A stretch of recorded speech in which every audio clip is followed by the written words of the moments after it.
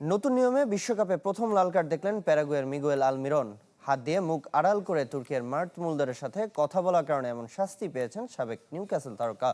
Group পর্বের 2 ম্যাচে 61 shot নিয়েও দ্বিতীয় দল হিসেবে বিশ্বকাপ থেকে ছিটকে গেল তুর্কি।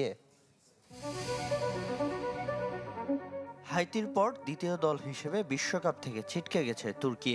24 বছর পর গ্রেটের শরণার্থে ফিরে গ্রুপ পর্ব থেকে বিদায় নিল আর্দা গুলেরের দেশ।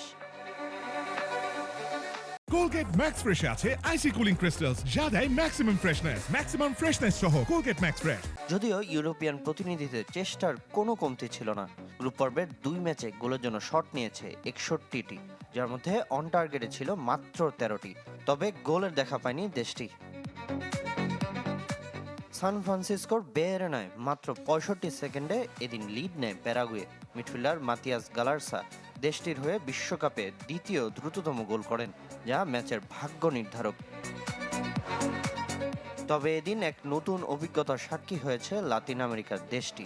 হাত দিয়ে মুখ ঢেকে প্রতিপক্ষ ফুটবলারের সাথে কথা বলে লাল কার্ড দেখে মাঠ ছাড়েন মিগুয়েল আলমিরন। নতুন নিয়মের পর বিশ্বকাপে প্রথম ফুটবলার হিসেবে এই শাস্তি পেলেন সাবেক নিউক্যাসল তারকা। এরপর 10 জনের দলের সাথেও পেরে ওঠেনি তুর্কি। তাই যুক্তরাষ্ট্রের সাথে ক্রিসেন্ট স্টারদের শেষ ম্যাচ হয়ে রইল শুধুই নিয়ম রক্ষার। সামিনিয়া স্যার, চ্যানেল 24।